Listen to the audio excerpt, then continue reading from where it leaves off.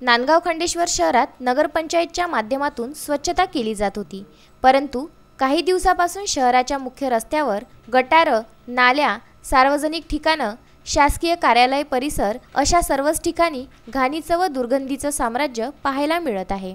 नांदगाव खंडेश्वर शहरातील गटारं साफ करण्यासाठी काही महिन्यांपूर्वी नियुक्ती करण्यात आलेल्या ठेकेदाराने कामाला सुरुवात केली, परंतु महिला सफाई कामगार व कचरा गाडीच्या कामगारांना गेल्या 2 महिन्यापासून पगार न मिळाल्यामुळे कामगार कामावर येत नाही। 15 दिवसांपूर्वी नागरिकांनी घरातून काढून ठेवलेला कचरा अद्यापपर्यंत उचलला नसल्याने शहरात घाणीचे साम्राज्य निर्माण झाले आहे। याचा त्रास नागरिकांना होत आहे। नगरपंचायतच्या सत्ताधाऱ्यांना विचारलं असता त्यांनी सांगितलं की संबंधित ठेकेदाराकडून करारानुसार कामं होत नसल्यामुळे दिलेला सफाई कंत्राट रद्द करण्यात आला आहे।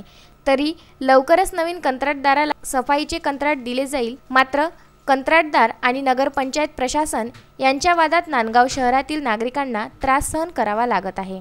गेल्या 15 दिवसापासून नांदगाव खंडेश्वर मधील कचरा गाडी हे बंद आहे। या कचरा गाडी बंद असल्या कारणामुळे आमच्या घरामध्ये जो कचरा साठून राहिलेला आहे त्याच्यापासून वेगवेगळ्या प्रकारच्या अळ्या निर्माण होत आहे आणि त्या अळ्या एक म्हणजे आजार पसरवित आहे आणि ते आजार पुढे चालून गावातील म्हणजे छोट्या मुलांना किंवा वडीलधाऱ्या माणसांना सुद्धा त्याच्यापासून आजार होण्याची शक्यता आहे।